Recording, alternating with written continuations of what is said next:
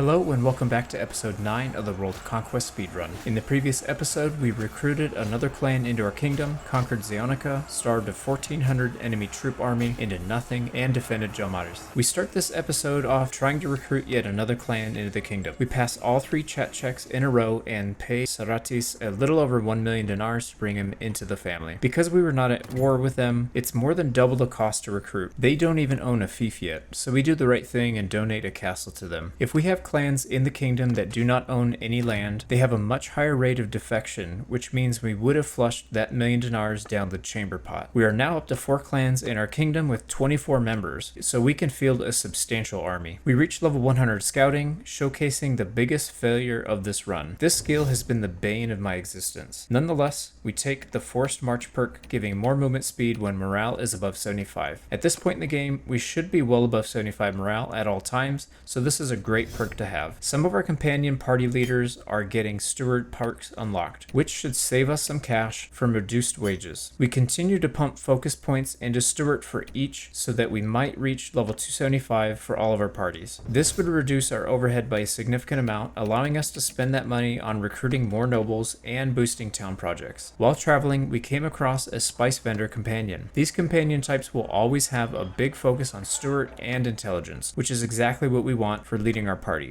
We're capped at 8 out of 8 right now, so we need to give somebody the old chop chop. I don't really care about anyone but the intelligence companions, so we let them pull straws, and Seleucus of the Hills gets the short one. In hindsight, this was the right call anyways, as there is only room for 1 Seleucus in the party at a time. Shaban has 3 intelligence, 3 focus points into Stewart, and main level 14, which isn't great, but it's better than what we had before. Ideally, we want below a level 11 and at least 4 points into intelligence so that we have a reasonable shot at getting to 275 Stewart. In order to get our new companion a head start, we take her immediately to the blacksmith and have her craft some high-end weapons. We want her to reach main level 16 ASAP, and this is the easiest way to do it. After only crafting a couple things, she reaches level 15, so we put a 4th point into Stewart. Her combat skills aren't very good, so we equip her with a ranged weapon and let her sit in the back. A quick note here, be sure to strip the gear from the companion you are firing and put it on the new one, otherwise that gear will be lost. I didn't realize it, but one of our nobles owns Vernon Castle, which is really far from our main holdings. This can be a real liability as it now opens us up to attack from the Batanians and the Vlandians. Most kingdoms will not bother you unless you have a fief that borders theirs, so if we get declared on, we can let them take the castle and then sue for peace. We've been at peace for a few weeks now and had time for all of our kingdom members to fill up on troops. Our army numbers more than 1500 now, and there's not much that can stand against us. Our target? Physean. It's a decent town that is not far from our other fiefs, so defense should be easy. As we approach, we get a message stating that Achios wants to go to war with the north. Clearly, he didn't get the memo that we are targeting the southern empire right now, so we vote no. As usual, we buy out all the town's food, declare war, and siege the town. They start with onager, so we start with trebuchet. We build our first trebuchet before their second onager is ready, so we start the siege engine duel right away. We knock out all of their onager and can freely beat the walls down. In order to help us with the assault,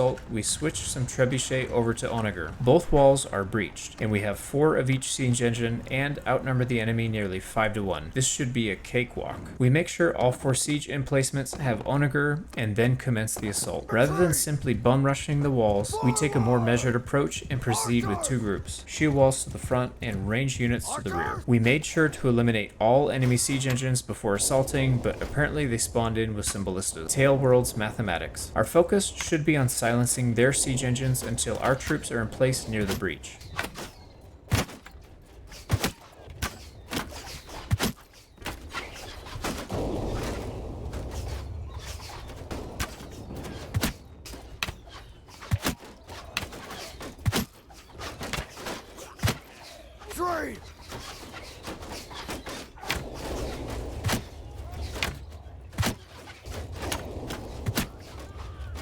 Infantry!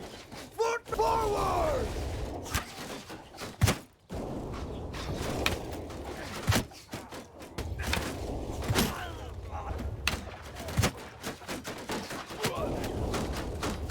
Move forward! The enemy has troops stationed on 3 of our infantry's flanks, so the best course of action here is to get into the town as fast as possible, so we order a direct charge.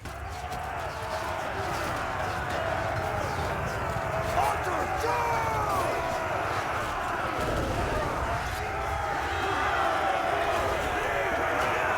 The melee troops completely blast past the breach defenders and are heading to sandwich the main gate defenders.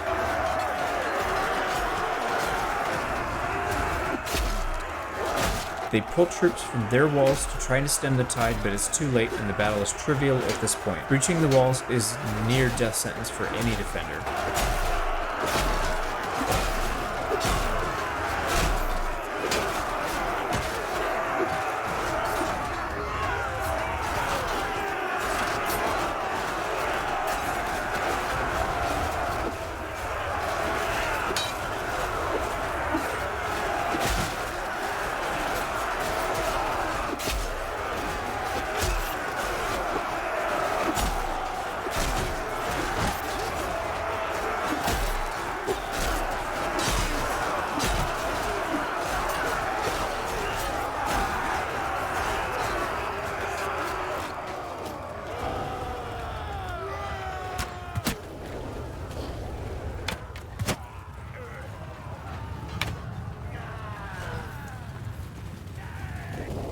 This guy must have lost his shield at some point and picked up one of the enemies, which is a pretty cool mechanic, although it almost got him killed in this case. We suffer 40 losses, but take out over 350 and take the town. Time to sell the town's food back to them. This is not only a great way to make easy money, but it also helps stabilize the town faster. Both Saratis and Ferron want the fief, and the vote is split 50-50. The decision here usually comes down to who needs it most. Both of them own a castle currently, so next we look at who owns the closest fief to this one, making it easier for them to defend in case of attack. In this case, Sedestam Castle is a bit closer than Onika, so we side with Saratis. We are making great progress in our leadership skill and reach level 200. Lead by example gives a faster recruiting speed of melee prisoners, and make a difference gives a morale boost to friendly troops for each kill we get personally. We have been recruiting prisoners as fast as we can, so adding another 50% speed bonus will come in handy, making lead by example the pick. Our next target is Morenia, since it's very close by and we need more castles to give away to nobles. With barely over 250 defenders, this siege shouldn't take long. Rather than waiting for the walls to come down, we build a ram and start the siege. They only had time to build a single onager, so we should be in great shape here. Even with the single onager, they are still doing considerable damage. This one shot downs 10 of our troops.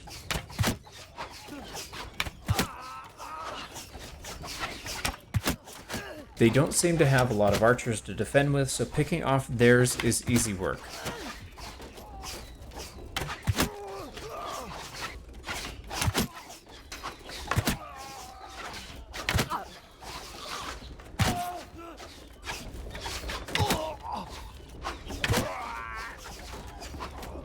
The ram reaches the main gate safely, and we continue to provide cover from the arrow slits.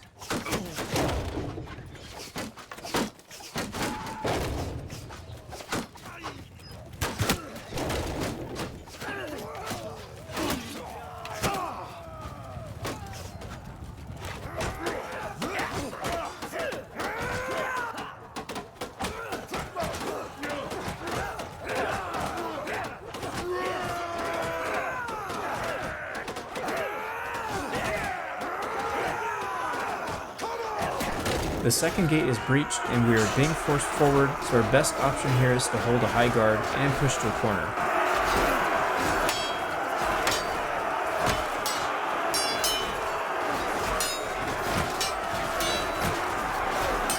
We were able to block a majority of the incoming blows and quickly reach their flanks. It's times like these that I wish I brought a two-handed axe, allowing us to slice through multiple defenders in a single swing.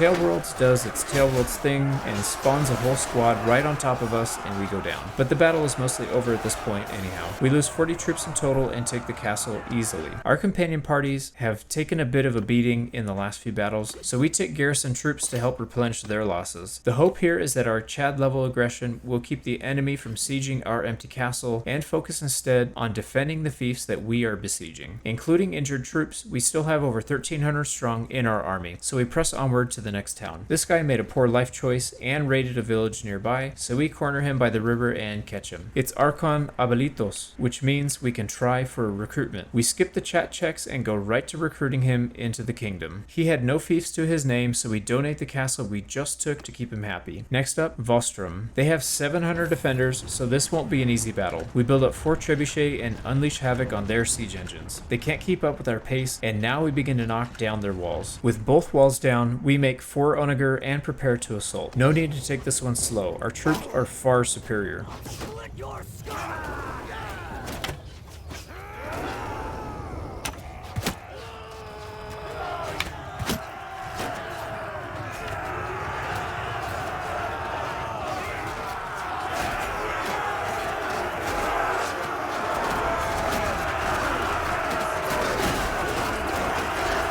Our troops take control of their breach, and we sneak to the flank, but take arrows from our right. It's a great tactic on their part, and we scurry further back to cover. With longbow in hand, we start to pick off the enemy archers.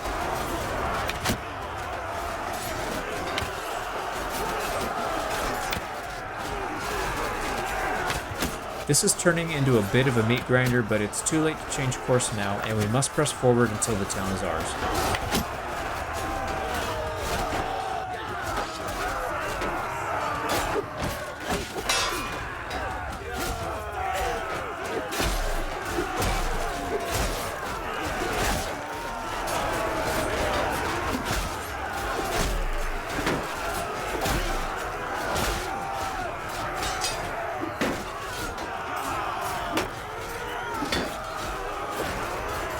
Our infantry get pushed back to the breach, but fresh reinforcements come and regain forward momentum.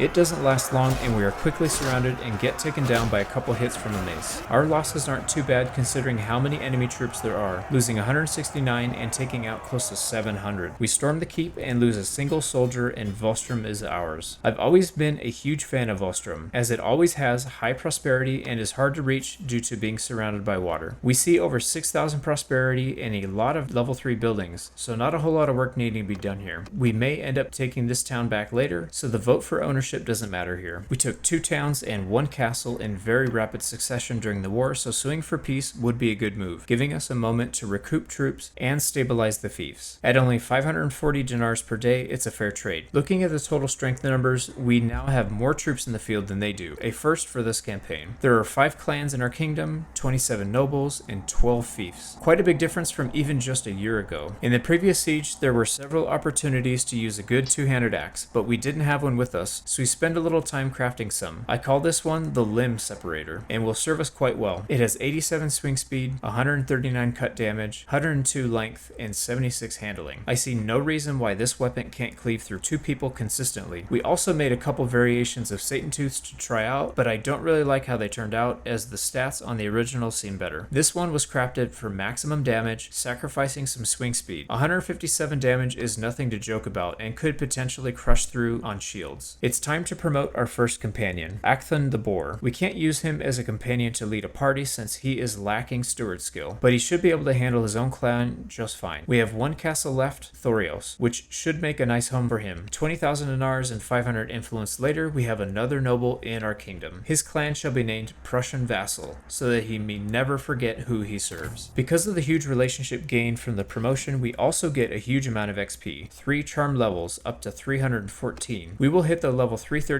hard cap in no time. Oh wow, look who it is, Sir Lucius of the Hills. We do happen to have a spot open, so we welcome back an old friend. We should call you Hills from now on to avoid the name confusion though. While traveling to a few towns to sell some weapons, we came across Archon Mauritius. It appears he isn't happy with his current king and looking for a better home. The first stage is pretty easy, but not the 100% we have seen recently. We passed the 90% double chat check. Round 2, a 52% that is the only option which we fail at. Round 3 is not looking looking good either. Only 22% options available, which we fail as expected. Not a problem, there are plenty of fish in the sea, but wait, there's another chance even after 2 fails? This is the last stage and we have to get a double chat pass to succeed. Fortunately, it's a 90% and we nail it. This further proves that I would rather be lucky than good. He's asking 1 million dinars, which we can easily afford right now. Welcome to the family, brother. Based on the asking price, I suspect they don't own any fiefs, which we verify is the case. His clan has 6 nobles in total, so quite a good pickup here. We are in a bit of a dilemma. We have a good clan that we wish to keep happy, but we don't want to give up our primo towns to do it. The solution is easy. Let's go to war. We call everyone in and look for some easy targets. The Northern Empire are quite strong right now, having over 8,000 troops. We are paying them 3,100 dinars per day from a previous peace deal, making the choice trivial. The North must be held accountable. We don't have everyone in our army just yet, but we have enough troops to start the siege camp at Varagos Castle. We make a ram and a ballista and get the party started. You'll notice this battle, we left Satan's Tooth behind and are giving the limb separator a chance to get in on it. While not a particularly good tactic, we can stay on a horseback to practice our mounted archery. This is also a great way to level riding later in the game. Our riding skill is already quite high, but if it wasn't, we could sit back about 100 meters away and rain down arrows for easy levels.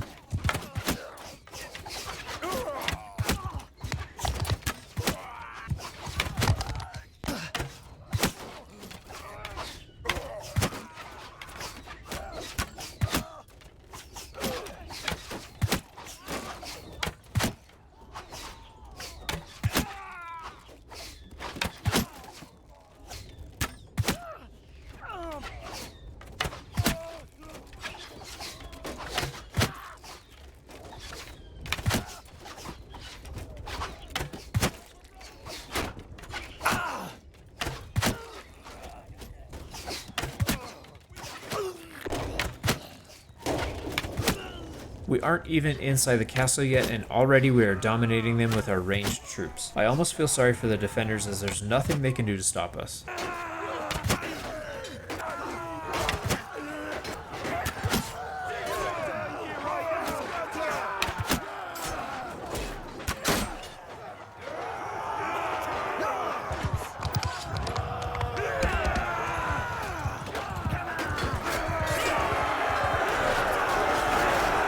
I've been known to get in trouble on foot with a two-handed weapon, so let's try staying mounted. Our horse easily pushes everyone aside and we slip past the enemy's flank.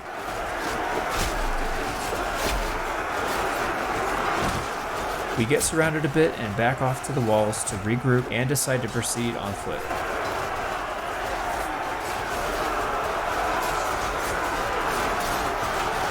Flanking attacks with an axe are completely devastating, and we quickly cleave through several troops.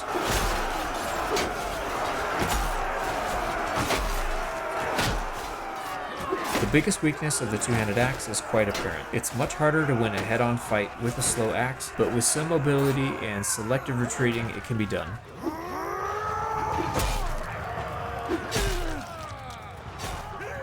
This peasant goes full chat on us and blocks 2 massive swings with his one-handed farming tool. We get a big hit on him, sending him to the ground, but like a man possessed, he rises once more. After we drop his friend, he tucks tail and runs. We are in quite a bad position here with no friendly troops around to help. Quickly get surrounded and hacked to pieces. It appears our troops decided to go back outside and scale up the ladders instead of taking the easy front gate route. We lose 87 troops in total and still have to win the keep battle. Another 11 losses, but the castle is now ours. We make sure our newly recruited noble will now have a fief to call their own. Saniopa is a short distance away and we still have a large number of troops coming to join our army, so we waste no time and start another siege. Everyone is joined up now and we are just shy of 1,500 troops against the 700 defenders, so we may need to breach the walls to take this one. Not wanting to take any chances, we save up 4 trebuchets and bring them all out at once to combat the ballista. After a few volleys, we knock out most of the defending siege engines and start working on the walls. This is going to be a tough siege, so we also build onager again to help us with the assault. The walls are down, all ballista are down, and we are ready to start. The walls are quite high and the defenders spread thin, so I don't mind assaulting both breaches at the same time.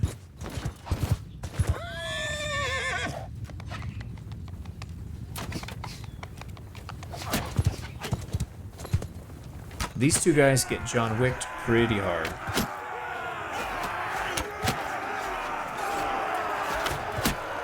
I don't normally believe in magic, but I also can't explain how this guy floated across the breach so effortlessly. We should be cautious. Our left flank is progressing through the breach just fine, and most of the archers on the wall have been dealt with, so we rotate to the right flank to get a progress report. These lads have already busted through the breach and send the defenders running for their lives. Time to put the limb separator to use once more.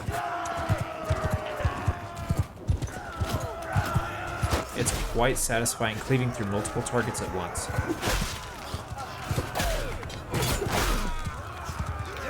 We take several big hits and retreat to gather our wits. With a sliver of health left, it's best to sit in the back and pick off stragglers and cowards who run.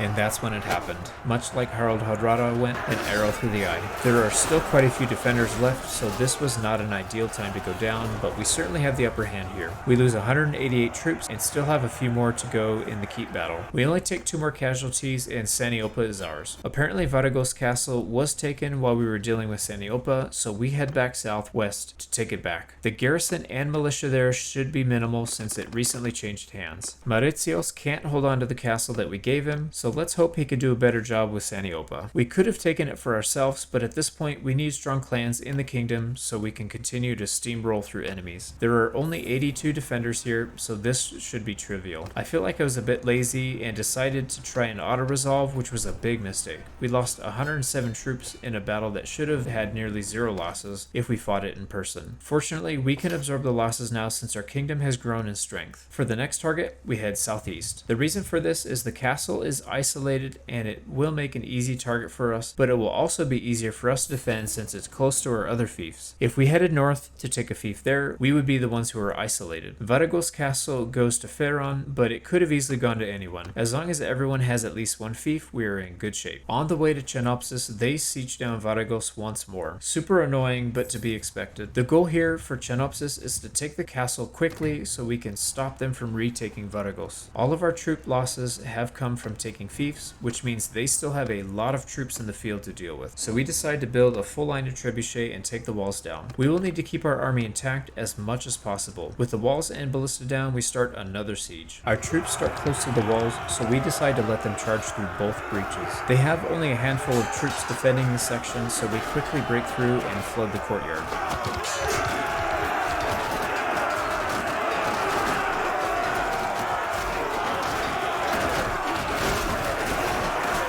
Archers pose the biggest threat here, so we quickly ride to the back and focus them down. It's a massacre at this point.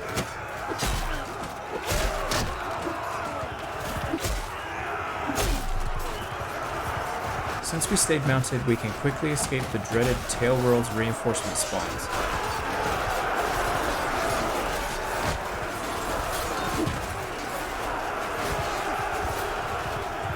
Within a matter of minutes, it's all over. We barely lose 26 troops and defeat over 300. These are amazing numbers and we can only hope to repeat it in the future. With another fief under our belt, we look to our next target, but see both Varagos Castle and Physian under siege. So we decide to